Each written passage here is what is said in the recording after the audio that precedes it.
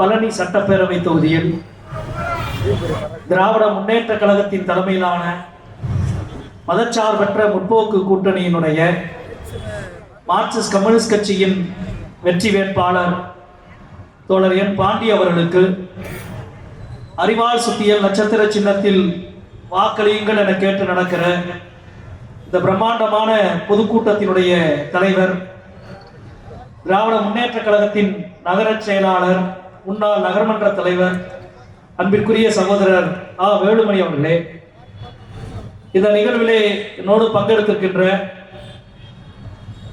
பழனி நகர்மன்ற தலைவர் மரியாதைக்குரிய உமா மகேஸ்வரி அவர்களே, முன்னாள் நகர்மன்ற தலைவர் ராஜமாணிக்கம் அவர்களே, பழனி கிழக்கு ஒன்றிய செயலாளர் திராவிட முன்னேற்ற கழகத்தின் அன்பு சகோதரர் சுவாமிநாதன் அவர்களே, மரியாதைக்குரிய நெய்க்காரப்பட்டி பேரூராட்சியினுடைய திமுக செயலாளர் அபுதாகிர் அவர்களே, பழனி நகர காங்கிரஸ் தலைவர் முத்து விஜயன் அவர்களே, அன்பிற்குரிய ஈஸ்வரன் அவர்களே, ஜெயராமன் மதிமுக வழக்கறிஞர் ஜெயராமன் அவர்களே, மதிமுக பழனி ஒன்றிய செயலாளர் செல்வம் அவர்களே, மக்கள் நீதி மையம் சிவகாசன் அவர்களே, மற்றும் இந்திய யூனியன் முஸ்லீம் லீக்கினுடைய செயலாளர் அஜ்மல் கான் அவர்களே, எஸ்டிபிஐ மேற்கு மாவட்ட தலைவர் கைசர் அலி அவர்களே, மற்றும் தமிழ் புலிகள் கட்சியினுடைய தலைவர் தர்மராஜ் அவர்களே, இரணியன் அவர்களே, இங்கே திராவிடர் கழகத்தினுடைய மாவட்ட செயலாளர் அருண்குமார் அவர்களே, மற்றும் அன்பு சகோதரர் குடியரசுக் கட்சியினுடைய ஆறுமுகம் அவர்களே,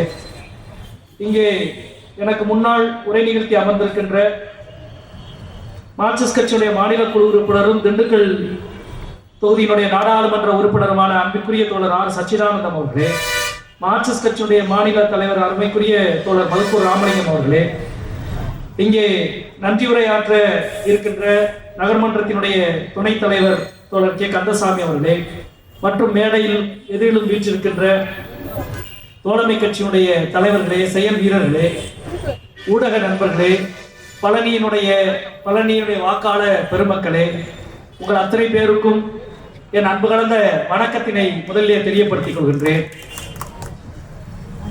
சட்டமன்ற தேர்தலில் இந்த தொகுதியிலே போட்டியிடுகிற மார்க்சிஸ்ட் கம்யூனிஸ்ட் கட்சியினுடைய வெற்றி வேட்பாளர் நன்றின மயில்சின மார்க்சிஸ்ட் கம்யூனிஸ்ட் கட்சியினுடைய வெற்றி வேட்பாளர், திராவிட முன்னேற்ற கழகத்தின் தலைமையில் அமைந்திருக்கின்ற இந்த அணியினுடைய வெற்றி வேட்பாளர் தோழர் பாண்டி அவர்களுக்கு அறிவாள் சுத்திய நட்சத்திர சின்னத்தில் வாக்களியுங்கள் என கேட்டு உங்களிடம் நாங்கள் வந்திருக்கின்றோம். இன்றைய நாள் ஒரு தேசிய அளவில் ஒரு பரபரப்பான ஒரு நாள். ஏறக்குறைய இந்தியாவில் அரசியல் சார்ந்து செயல்படுகிற எல்லோரையும் ஒன்றிய அரசு மதியத்திற்கு பின்பு பிற்பகலில் வெளியிட்டிருக்கிற ஒரு அறிவிப்பு பதட்டமடைய செய்திருக்கிறது. நாடே அதை பற்றி விவாதித்துக் கொண்டிருக்கிறது. மாண்புமிகு தமிழ்நாட்டினுடைய முதலமைச்சர் அவர்களும் திராவிட முன்னேற்ற கழகத்தினுடைய தலைவர் அவர்களும் மதியம் ஒரு 4:45 மணிக்கு ஒரு அறிக்கை வெளியிட்டிருக்கிறார். அநேகமாக அவர் இவ்வளவு கோபத்தோடு கடந்த 5 ஆண்டில் வேற எந்த அறிக்கையும் வெளியிட்டிருக்க மாட்டார் என்று நினைக்கிறேன். அவ்வளவு கோபத்தோடு தமிழகத்தினுடைய முதல்வர், திராவிட முன்னேற்ற கழகத்தினுடைய தலைவர், பெருமரியாதைக்குரிய தளபதி மு.க. ஸ்டாலின் அவர்கள் அந்த அறிக்கையை வெளியிட்டிருக்கிறார். அவர் வெளியிட்டிருக்கிற அந்த அறிக்கையில் இருக்கிற கோபம் ஒரு கட்சியினுடைய தலைவருக்கு, ஒரு முதலமைச்சருக்குமான கோபம் அல்ல, தமிழ்நாட்டில் இருக்கிற ஒவ்வொரு தமிழனுக்கும் வரவேண்டிய கோபம் என்பதை இங்கே நான் சுட்டிக்காட்ட கடமைப்பட்டிருக்கிறேன். நாளைய மறுதினம் நாடாளுமன்றத்தினுடைய கூட்டத்தொடர் நடைபெற இருக்கிறது. நாளைய தினம் உங்கள் தொகுதியினுடைய நாடாளுமன்ற உறுப்பினர் தோழர் சச்சிதானந்தம் அவர்களும் நானும், தமிழ்நாட்டினுடைய மக்களவை மாநிலங்களவை உறுப்பினர்கள் அனைவரும் டெல்லிக்கு செல்ல இருக்கிறோம். இந்தியாவின் மிகப்பெரிய 2 மாநிலங்களில் சட்டப்பேரவை தேர்தல் நடைபெறப் போகிறது. தேர்தலினுடைய கடைசி வார தேர்தல் பிரச்சாரம் நடந்து கொண்டிருக்கிறது. தமிழ்நாட்டிலும் மேற்கு வங்காளத்திலும் இந்தியாவின் 2 பெரும் மாநிலங்கள் தேர்தலை சந்தித்துக் கொண்டிருக்கிற இந்த நேரத்தில் வாக்குப்பதிவுக்கு ஒரு வாரத்துக்கு முன்பு அவசரமாக நாடாளுமன்றத்தை கூட்டுகிறார் மோடி. என்ன காரணம்? இவ்வளவு பெரிய மாநிலம் தமிழ்நாட்டிலும் மேற்கு வங்காளத்திலும் தேர்தல் நடக்கிற பொழுது மக்களவை உறுப்பினர்கள், மாநிலங்களவை உறுப்பினர்கள் அந்த மாநிலத்திலே தேர்தல் பிரச்சாரத்தில் ஈடுபட வேண்டாமா? மக்களை சந்திக்க வேண்டாமா? அப்படி இருக்கிற பொழுது இவ்வளவு அவசரமாக இந்த கூட்டத்தொடரை ஏன் நடத்த வேண்டும்? தேர்தலுக்கு பிறகு 29ஆம் தேதிக்கு பிறகு அந்த கூட்டத்தை நடத்தலாம் அல்லவா? எதிர்க்கட்சிகளாகிய நாங்கள் எல்லோரும் சொல்லி பார்த்தோம். அவர் கேட்கவில்லை. காரணம், இந்தியாவில் உறுதியாக அவர் எதிர்க்கிற 2 மாநிலங்களில் முக்கியமானதாக தமிழ்நாடும் மேற்கு வங்காளமும் இருக்கிறது.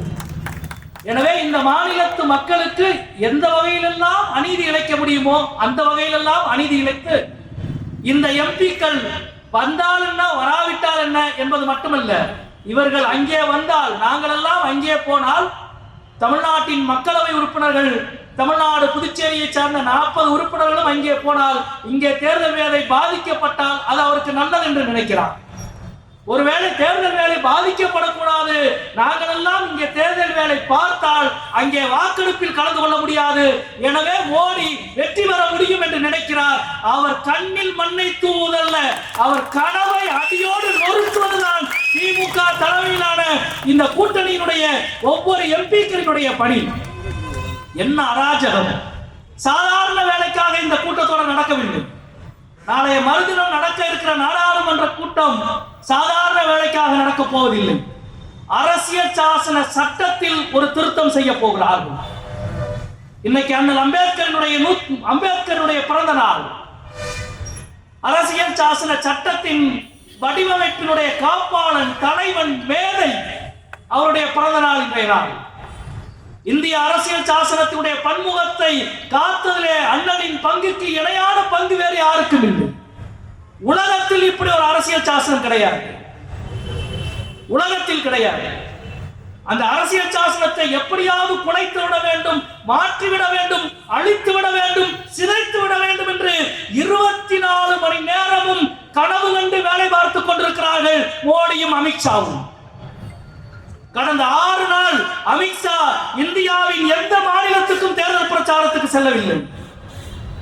தமிழ்நாட்டில் தேர்தல் நடக்கிறது, பாஜக 28 தொகுதிகளில் போட்டியிடுகிறது. மேற்கு வங்காளத்தில் தேர்தல் நடக்கிறது, 100க்கும் மேற்பட்ட தொகுதியில் பாஜக போட்டியிடுகிறது. ஆனால் அமித்ஷா, இந்த நாட்டின் உள்துறை அமைச்சர், பாஜகவின் முகம் என்று அழைக்கப்படுகிற அமித்ஷா எந்த மாநிலத்துக்கும் தேர்தல் பிரச்சாரத்துக்கு கடந்த 5 நாட்களாக செல்லவில்லை.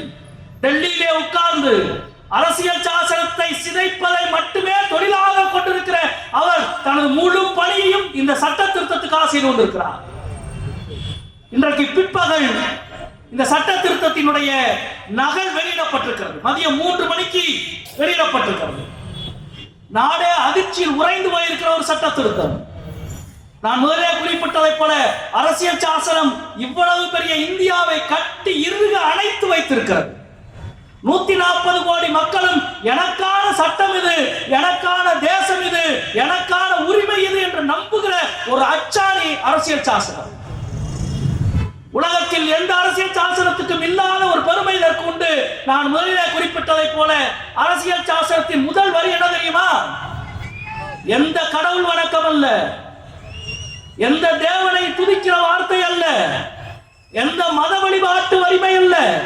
அரசியல் சட்டத்தின் முதல் வரி இந்தியர்களாகிய நாம் நமக்காக நாமே உருவாக்கி கொண்ட அரசியல் சாசனம் என்றுதான் துவங்குகிறது. இது நமக்கான சட்டம், நமக்காக நாமே இயற்றி, நாமே நிறைவேற்றி, நாமே உருவாக்கிய ஒரு சட்டம். உலகத்தில் எந்த அரசியல் சாசனம் இதற்கு நிகர் கிடையாது. எனவே தான் அண்ணல் அம்பேத்கரினுடைய இன்றைய பிறந்த நாளிலே இந்த அரசியல் சாசனத்தை சிதைக்கிற வேலையை பாஜக கும்பல் செய்கிறது. 131வது சட்ட திருத்தத்தை நாளை மறுநாள் காலை நாடாளுமன்றத்தில் அறிமுகப்படுத்த போகிறார்கள். அது என்ன? ஏற்கனவே பெண்களுக்கு சட்டமன்ற நாடாளுமன்றத்தில் 33% இடஒதுக்கீட்டை கொடுக்கிற அரசியல் சாசன சட்ட திருத்தம் 130வது சட்ட திருத்தம் ஏற்கனவே நாடாளுமன்றத்தில் நிறைவேற்றப்பட்டாகிவிட்டது, முடிந்துவிட்டது. நாங்கள் எல்லாம் சொன்னோம், நடந்து முடிந்த மக்களவை தேர்தலிலே அதை அமல்படுத்துங்கள் என்று சொன்னோம். அவர்கள் கேட்கவில்லை, பாஜக ஏற்கவில்லை, மோடி ஏற்கவில்லை. அப்பொழுதெல்லாம் அதை ஏற்காதவர்கள் இப்பொழுது மகளிர் பெண்கள் இடஒதுக்கீட்டு திருத்தம் என்ற பெயரில் ஒரு சட்ட திட்டத்தை கொண்டிருக்கிறார்கள். உண்மை இது பெண்களுக்கான இடஒதுக்கீடு சம்பந்தப்பட்ட பிரச்சனை அல்ல, அது ஏற்கனவே முடிந்து விட்டது. 33% கொடுப்பது என்று அநேகமாக இந்தியாவில் இருக்கிற அனைத்து கட்சிகளும் ஏறக்குறைய ஏகோபித்து முழு ஆதரவோடு நிறைவேற்றப்பட்டு விட்டது. இப்பொழுது பிரச்சனை தமிழ்நாட்டின் தலையில் தொங்கிக் கொண்டிருக்கிற கத்தியை தமிழ்நாட்டின் கழுத்தில் இறக்குகிற பிரச்சனை. தென்னிந்தியாவின் தலையிலே தொங்கிக் கொண்டிருக்கிற கத்தியை தென்னிந்தியாவின் கழுத்திலே இறக்குகிற பிரச்சனை. கடந்த 50-60 ஆண்டு காலம் குடும்ப கட்டுப்பாட்டை சிறப்பாக அந்த திட்டத்தை நிறைவேற்றியதன் மூலம் மக்கள் தொகையின் விகிதத்தை கட்டுக்குள் வைத்திருக்கிறது தென்னிந்திய மாநிலங்களும் தமிழ்நாடும். பீகாரும் உத்தரப்பிரதேசமும் மத்திய பிரதேசமும் ராஜஸ்தானும் இந்தி கோர் பெல்ட் என்று சொல்லப்படுகிற மாநிலங்களில் மக்கள் தொகை 2 மடங்கு தாண்டி நிற்கிறது. ஆனால் விகிதாச்சார அடிப்படையில் மக்கள் தொகையின் அடிப்படையில் மக்கள் தொகை பிரதிநிதித்துவம் என்றால் இன்றைக்கு இருக்கிற 543 மக்களவை உறுப்பினர்கள் எண்ணிக்கையை 850 உயர்த்துவோம் என்றால் தமிழ்நாட்டுக்கு இழைக்கப்படுகிற அநீதி, தென்னிந்தியாவுக்கு இழைக்கப்படுகிற அநீதி. இதைத்தான் கடந்த 1.5 ஆண்டுகளாக பேசி வந்தோம். சென்னையிலே மாண்புமிகு தமிழக முதல்வர் கூட்டிய அனைத்து தென்னிந்திய மாநிலங்களின் முதலமைச்சர் எல்லாம் ஒன்று சேர்ந்து அறிக்கை வெளியிட்டார்கள். அப்பொழுது மோடியும் அமித்ஷாவும் ஒரு உத்தரவாதம் கொடுத்தார்கள். என்ன தெரியுமா? இன்றைக்கு இருக்கிற மாநில பிரதிநிதித்துவத்தினுடைய விகிதாச்சாரம் குலையாமல் நாங்கள் பார்த்துக் கொள்வோம் என்ற உத்தரவாதத்தை மோடி கொடுத்தார்.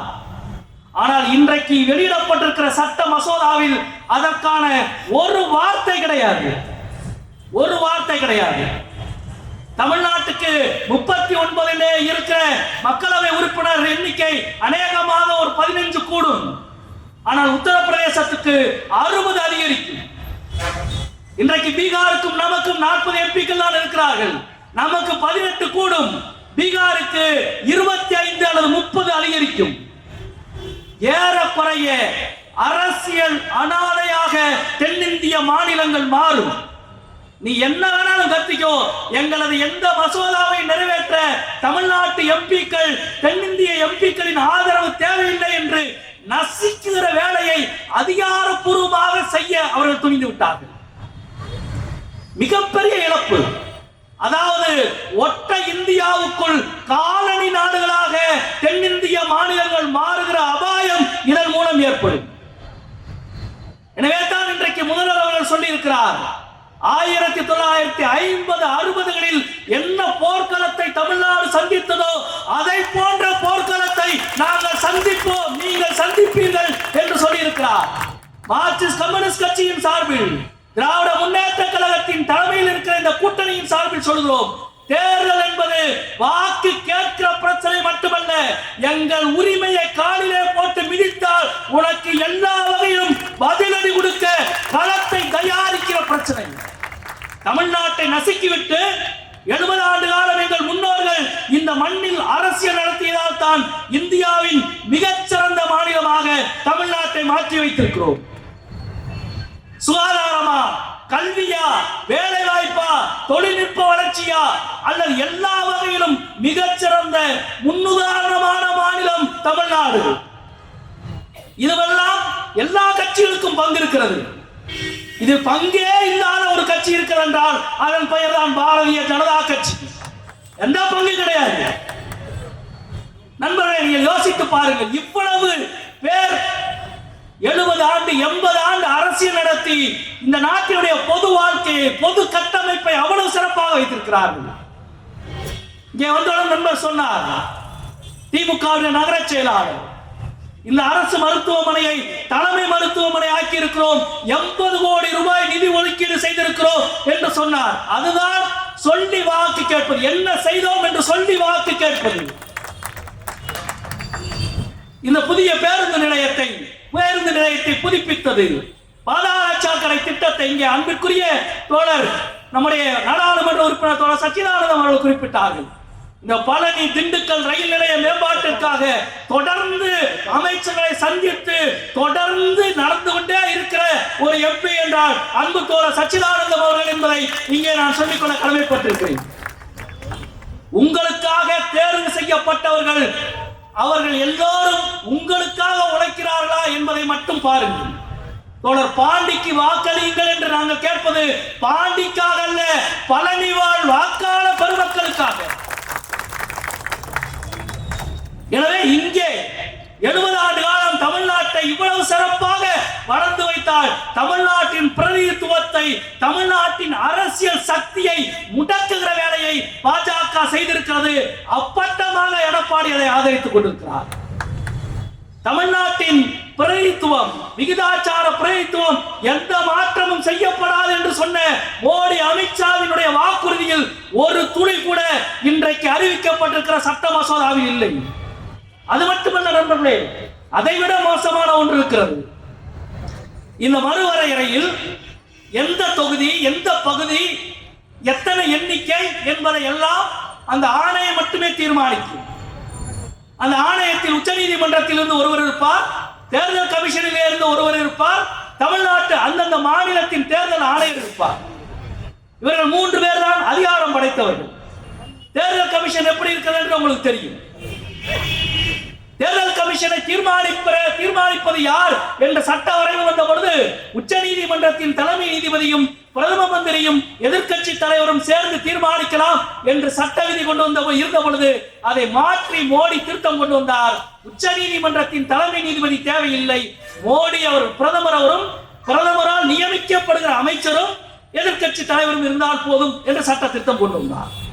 அதாவது உச்ச நீதிமன்றத்தின் தலைமை நீதிபதியே நம்பாத அளவுக்கு, அல்லது உச்ச நீதிமன்றத்தின் தலைமை நீதிபதியை விட யோகியமானவர்கள் பாஜக கட்சியிலே இருக்கிறார்கள் என்பதை நாமெல்லாம் நம்ப வேண்டுமா? இன்றைக்கு இந்த கமிஷன், இந்த மசோதாவில் இந்த பழனி தொகுதியை அல்லது திண்டுக்கல் தொகுதியை அல்லது தமிழ்நாட்டினுடைய மக்கள் தொகை எத்தனை தொகுதியாக இருக்க வேண்டும், எண்ணிக்கை என்ன, வரையறை என்ன என்பதையெல்லாம் இந்த ஆணையமே முடிவு செய்யும். ஆணையத்தின் முடிவுக்கு எதிராக நீதிமன்றத்தில் வழக்கு தொடுக்க முடியாது. அதுதான் மிக மிக ஆபத்தானது. ஆணையத்தினுடைய முடிவுக்கு எதிராக நீதிமன்றத்துக்கே போக முடியாது. அப்படி என்றால் என்ன அர்த்தம் என்றால், ஆணையம் சொன்னதுதான் சட்டம், ஆணையம் மோடி சொன்னதை சட்டமாக்கும். தமிழ்நாட்டுக்கு 10 தான் எண்ணிக்கை, உத்தரப்பிரதேசத்துக்கு 110 எண்ணிக்கை என்று ஆணையம் சொல்லிவிட்டால் அதற்கு பிறகு எந்த நீதிமன்றத்துக்கும் நாம் நாட முடியாது. அப்பொழுது அரசியல் சாசன சட்டம் தேவையில்லை.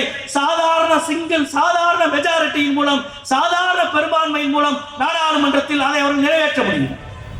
எவ்வளவு பெரிய ஆபத்தில் இந்தியாவை, தென்னிந்தியாவை, தமிழ்நாட்டில் இந்த அரசு தள்ளிக் கொண்டிருக்கிறது. மோடி அமித்ஷா அரசு என்பதை பார்க்கிறோம். இன்றைய நாள் இந்திய ஜனநாயகத்துக்கு விடுக்கப்பட்டிருக்கிற மிகப்பெரிய சவால் மிகுந்த ஒரு நாள். எனவே தான் தமிழ்நாட்டு மக்கள் ஒற்றுமையோடு 70-80 ஆண்டு காலம் நாம் போற்றி பாதுகாத்த நம்முடைய உரிமை இழந்துவிடக் கூடாது. 7 கோடி தமிழர்களும் இந்த உரிமைக்காக களத்திலே நிற்க வேண்டும். உரிமையை பற்றி எடப்பாடிக்கு சிந்தனை இல்லாமல் இருக்கலாம், அக்கறை இல்லாமல் இருக்கலாம். நாம் ஒன்றும் எடப்பாடி அல்ல, தமிழ்நாட்டினுடைய தவ புதல்வர்கள் ஒவ்வொரு பேரும். அப்பட்டமாக நீ நாளைக்கு பிஜேபி அதிமுக எம்பி தேர்வு செய்தால் அவருக்கும் சேர்த்துத்தான் நாம் பேசிக் கொண்டிருக்கிறோம். அதிமுக எம்பி வேறு எந்த எம்பிக்குமே சேர்த்துத்தான் நாம் பேசிக் கொண்டிருக்கிறோம். நமது உரிமை, அரசியல் உரிமை, அதிகாரத்தில் பங்கில்லாத ஒருவன் அவனால் எதுவும் செய்ய முடியாது. அதிகாரம் அரசியல் சட்டம் கொடுத்திருப்பது, அவற்றை நசுக்குகிற வேலையை இன்றைக்கு பாஜகவும் அமித்ஷாவும் செய்கிறார்கள். அதற்கு எடப்பாடி ஒத்துழைத்துக் கொண்டிருக்கிறார். இந்த மோசமான நாளில் அடுத்த ஒரு வாரம் அநேகமாக தென்னிந்தியாவே அனல் வீசுகிற காலமாக இருக்க போகிறது. எங்கள் தேர்தல் களம் எங்கள் வாக்காளர்களையும் தாண்டி ஒட்டுமொத்த தமிழரின் வாக்காளருக்கான களமாக மாறப்போகிறது. எங்களுக்கு நீங்கள் அளிக்கிற வாக்கு ஒரு கட்சிக்கு அளிக்கிற வாக்கல்ல, தமிழ்நாட்டின் உரிமைக்கு அளிக்கிற வாக்கு என்பதை மனதிலே வைத்துக் கொள்ளுங்கள். எவ்வளவு சிறப்பான வளமான ஒரு நாட்டை, ஒரு தேசத்தை இங்கே கட்டி வைத்திருக்கிறோம் என்று தோழர்கள் நாம் குறிப்பிட்டார்கள்.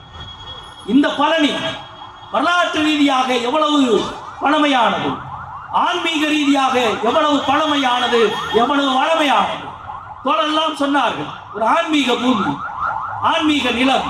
இந்த நிலத்தினுடைய மக்கள் ஒற்றுமை, ஆன்மீக தளம் பாதுகாக்கப்பட வேண்டும். முன்னேற்ற கேள்வி. இந்தியாவில் உலகத்தில் மானுட இனம் மிக பழமையாக தலைத்த நிலங்களிலே ஒன்று மேற்கு மலைத்தொடர். மேற்கு மலைத்தொடரிலே மிக பழமையான இடத்திலே ஒன்று இந்த பகுதியான பழனி பகுதி. 2500 ஆண்டுக்கு முன்பு எழுதப்பட்ட சங்க இலக்கியத்திலே இந்த பகுதியை பொதினி என்ற மன்னன் ஆண்டான். பொதினிதான் பழனியாக மாறியது. ஒவ்வொரு பகுதிக்கும், நிலத்திலே இருக்கிற ஒவ்வொரு பகுதிக்கும் ஒவ்வொரு தனித்துவமான கல் என்றால் பழங்களினுடைய கூட்டு சுவை இருக்கும். இந்த பொதினி மலைக்கு ஒரு கல் இருக்கும். அந்த கல் ஐஞ்சுவை கல். ஒரு அழகான தமிழ் பெயர் பாருங்கள், ஐஞ்சுவை கல். இந்த ஐஞ்சுவை கல்ல தான் பின்னாடி சமஸ்கிருதத்துல பஞ்சாமிர்தம்னு மாத்தினான். 5 சுவை கல், ஐஞ்சுவை தான் பஞ்சாமிர்தம்னு மாத்தினான். 2500 ஆண்டாக மலை மக்கள் தமிழனின் மூத்த இறையான முருகனினுடைய தளத்திலே இருந்து துவங்கி மிக பெரும் ஆன்மீக களமாக இருக்கிறது. வரலாறு அதற்கு முன்பு களமாக இருக்கிறது. இந்த பழனிக்கு பக்கத்திலே இருக்கிற ஆயக்குடிக்கு பக்கத்திலே இருக்கிற பொருந்தலிலே நடந்த அகழ்வாராய்ச்சியில் தான் 2010ஆம் ஆண்டு தமிழ்நாட்டில் மட்டுமல்ல இந்திய வரலாற்றையே மாற்றிய கண்டுபிடிப்பு நிகழ்ந்தது. பேராசிரியர் ராஜன் அவர்கள் கண்டுபிடித்த ஒரு முதுமக்கள் தாலி. நீங்கள் ஆச்சரியப்படுவீர்கள். ஆயக்குடிக்கு பக்கத்துல பொருந்தல்ல ஒரு பழைய முதுமக்கள் தாலி கண்டுபிடிக்கப்படுது. ஈமத்தாளி. அந்த தாலிக்குள்ள 2.5 கிலோ நெல்மணி இருக்கு. 2.5 கிலோ நெல்மணி. அந்த நெல்மணி எத்தனை வருஷம் தெரியுமா? ஆய்வுக்கு அனுப்பினா நவீன தொழில்நுட்பத்தின்படி ஆய்வு செய்து அனுப்புகிறார்கள். அந்த நெல்மணி விளைய வைத்தது 2600 வருஷத்துக்கு முன்னாடி. 2600 வருஷத்துக்கு முன்னாடி விளைய வைத்த நெல்மணியை அப்படியே தாலிக்குள்ள வச்சு இறந்து போனவனுடைய நினைவா இன்னைக்கு நம்ம படைக்கிறோம்ல படையல், அப்படி பதைச்சுக்கலாம். அந்த முதுமக்கள் தாலியில எழுதப்பட்டிருக்கு. வயிற என்ற தமிழ் எழுத்து எழுதப்பட்டிருக்கு. எத்தனை வருஷத்துக்கு முன்னாடி? 2600 வருஷத்துக்கு முன்னாடி. பொருந்தல். அதுதான் தமிழ்நாட்டில் 2500 வருஷத்துக்கு முன்னாலே எழுத்து இருந்தது என்பதை நிரூபித்த முதல் கண்டுபிடிப்பு பழனியினுடைய பொருந்தல் கண்டுபிடிப்பு. ஏன் சொல்றேன்னா, மோடியினுடைய பிரச்சனை பழனியின் ஆன்மீகமும் அவருக்கு பிரச்சனை, பழனியின் வரலாறும் அவருக்கு பிரச்சனை, தமிழ்நாட்டின் வளர்ச்சியும் அவருக்கு பிரச்சனை. இந்த ஆன்மீக அமைதியை குலைக்க நினைக்கிறார்கள். நம்முடைய வரலாற்று உண்மையை ஏற்க மறுக்கிறார்கள்.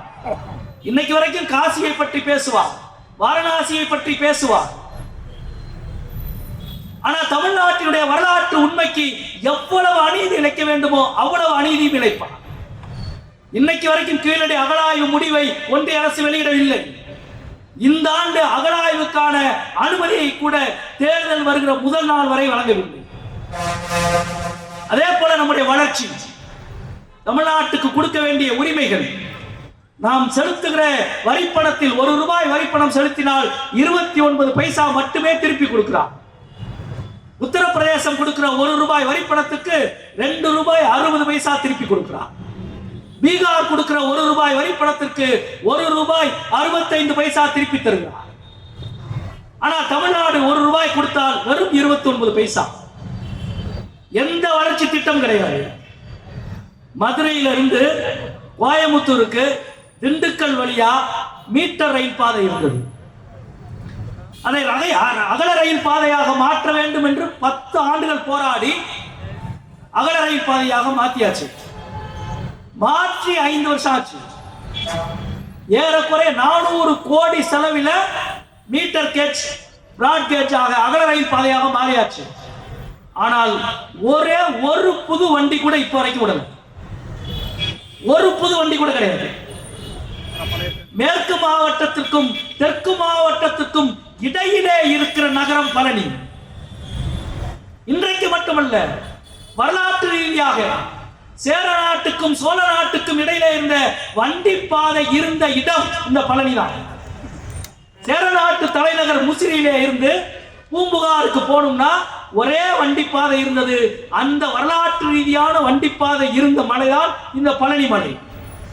எனவே தான் நாட்டு குதிரைகள் இந்தியாவில், தமிழ்நாட்டில் அதிகமாக நாட்டு குதிரைகள் வளர்க்கப்பட்ட இடமாக இந்த மலைத்தொடரும் பழனியும் இருந்தது என்பது வரலாற்று உண்மை. இன்னைக்கும் இவ்வளவு குதிரை வண்டி ஓடுதுல, இன்னைக்கும் குதிரை வண்டிக்கான கலையும் இருக்குல்ல. இது இன்றைக்கு நேற்றைக்கல்ல, 3000 ஆண்டாக வணிகத்தின் வீச்சிலே குதிரையை பயன்படுத்திய மனிதர்கள் வாழ்ந்த இடம் பழனி. அந்த ரெண்டுக்கும் நடுவில் அன்னைக்கு இருந்ததை போல இன்றைக்கு 5 வருடம் ஆயிடுச்சு. ராக்கெட் போடப்பட்டு அகல ரயில் பாதை அமைக்கப்பட்டு ஒரு புதிய ரயில் கிடையாது. கடந்த 10 ஆண்டாக தமிழ்நாட்டுக்கு ஒரு புதிய ரயில் திட்டம் கிடையாது. ஆனா வட இந்தியாவுக்கு ஆயிரக்கணக்கான கோடி ரயில் திட்டங்கள், புதிய ரயில்கள். நாம மட்டும் பஸ்ல பெட்ரோல்ல இவ்வளவு செலவு பண்ணி காசு டிக்கெட் போட்டு எடுக்கணும். பேருந்தில் போகிற செலவில் 1/3 பங்கு தான் ரயில் பட்டியினுடைய ரயில் பயணத்தின் செலவுகள். புதிய ரயில் பயணம் கிடையாது, புதிய வழித்தடம் கிடையாது, புதிய நிர்வாகம் கிடையாது. எய்ம்ஸ் ஏறக்குறைய 2015 அடிக்கல் நாட்டி 2026 நின்று கொண்டிருக்கிறோம். இன்னும் மதுரை எய்ம்ஸ் திறக்கப்படவில்லை. கோவைக்கும் மதுரைக்குமாக மெட்ரோ இன்னும் அறிவிக்கப்படவில்லை. எல்லா வகையிலும் தமிழ்நாட்டை நாசமாக்கி கொண்டிருக்கிற, தமிழ்நாட்டுக்கான வளர்ச்சியை சிதைத்துக் கொண்டிருக்கிற அரசாக ஒன்றிய அரசு இருக்கிறது. அதற்கு காவடி தூக்குபவர்களாக அதிமுக இருக்கிறது. எனவே தான் நண்பர்களே, நாங்கள் மிகுந்த அன்போடு பழனிவாழ் பெரியோர்களை, வாக்காளர் பெருமக்களை நாங்கள் கேட்டுக்கொள்வது, ஒரு அரசியல் கட்சிக்கு வாக்களியுங்கள் என்ற எல்லையை கடந்து நாங்கள் பேசுகிறோம். பழனி போன்ற ஆன்மீக நகரத்தில், இந்த நகரத்தினுடைய வருமானம் என்பது இது ஒரு மிகச்சிறந்த ஆன்மீக சுற்றுலாவாக இருக்கும்.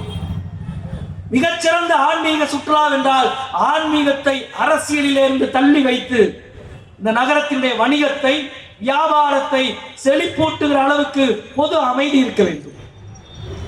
இந்த நகரத்தினுடைய அமைதியை பாதுகாக்க, இந்த தொகுதியினுடைய வளர்ச்சியை மேம்படுத்த, இந்த தொகுதிக்கு அடிப்படையான உரிமைகளை செய்து தர, அடிப்படையான பணிகளை செய்து தர பல வளர்ச்சி திட்டங்கள். எனக்கு முன்னால் பேசிய தலைவர்கள் குறிப்பிட்டதை போல கடந்த 5 ஆண்டு கால திமுக ஆட்சியில் எவ்வளவு நலத்திட்டங்கள், அநேகமாக இந்தியாவில் இவ்வளவு நலத்திட்டங்களை அறிவித்த அரசாக மாண்புமிகு தளபதியாரின் அரசு இருக்கிறது என்பதை மறந்துவிடாதீர்கள். 1000 ரூபாய் உரிமை தொகை இனி 2000 ரூபாயாக மாறும். பள்ளி குழந்தைகள், 5ஆம் வகுப்பு வரை பள்ளி குழந்தைகள் காலை உணவு திட்டம். நண்பர்களே, இந்த 5 வருடத்தில் ஒரே ஒரு புள்ளி விவரத்தை நீங்கள் மனதிலே ஏற்ற வேண்டும். இந்த 5 வருடத்தில் இந்தியா முழுவதும் அரசு பள்ளிகளில், துவக்க பள்ளிகளில், அரசு பள்ளிகளில் மாணவர் விகிதம் குறையாமல் உயர்ந்திருக்கிற மாநிலம் தமிழ்நாடு என்பதை இங்கே நான் பதிவு செய்ய வேண்டும் என்று நினைக்கிறேன். அதற்கு காரணம் இந்த காலை உணவு திட்டம். இந்த 5ஆம் வகுப்பு வரை திட்டம் இன்றைக்கு 8ஆம் வகுப்பு வரை மாறிவிட்டது.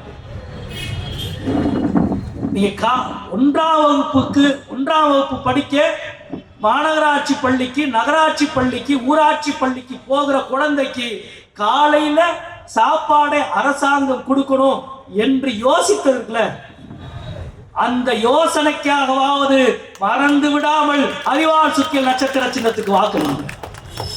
அதை விட முக்கியமானது என்ன தெரியுமா?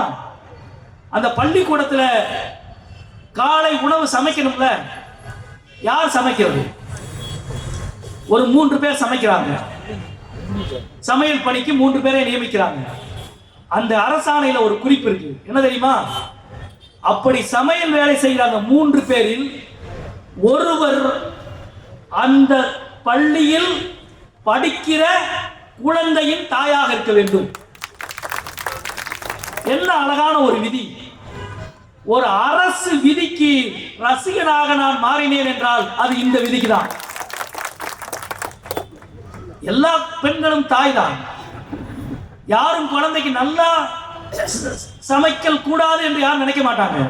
அவசரத்துல வேகமா சமைச்சிருவாங்க. அதுவே இந்த உணவை என் குழந்தை சாப்பிடும் என்று நினைத்தால் கூடுதலான அக்கறையும் அன்பும் இருக்கும் அந்த உணவில். எனவே தான் காலை உணவு திட்டம். 1ஆம் வகுப்பு படிக்கிற குழந்தைக்கான காலை உணவு திட்டத்தை துவங்கி 90 வயசு பாட்டி 90 வயசு தாத்தா ரேஷன் கடைக்கு போய் பொருள் வாங்க முடியாது. அவங்க என்னைக்கு ரேஷன் கடைக்கு வர, எவ்வளவு நேரம் வெயில்ல வரிசையில் நிற்க. எனவே அவர்களுக்கு ஒரு திட்டம், நேரடியாக 80 வயதை கடந்தவர்களுக்கு வீட்டிலேயே கொண்டு போய் ரேஷன் பொருளை கொடுக்கிற தாயுமானவன் திட்டம். 1ஆம் வகுப்பு குழந்தைக்கு சாப்பாடுல ஆரம்பிச்சு 99 வயசு பாட்டிக்கு அரிசி கொடுக்கிறதுல இருந்து இந்த அக்கறை, இந்த கனிவுதான் இந்த அரசாங்கத்தின் முகம். இந்த அக்கறையும் கனிவும் போற்றப்பட வேண்டும் என்றால் தளபதியின் ஆட்சி மீண்டும் தொடர வேண்டும். அதற்கு நீங்கள் அத்தனை பேரும் அன்பு தோழர் பாண்டி அவர்களுக்கு அறிவால் சுத்தியல் நட்சத்திர சின்னத்தில் வாக்களியுங்கள் வாக்களியுங்கள் என கேட்டு அமைகிறேன். நன்றி, வணக்கம் நண்பர்கள்.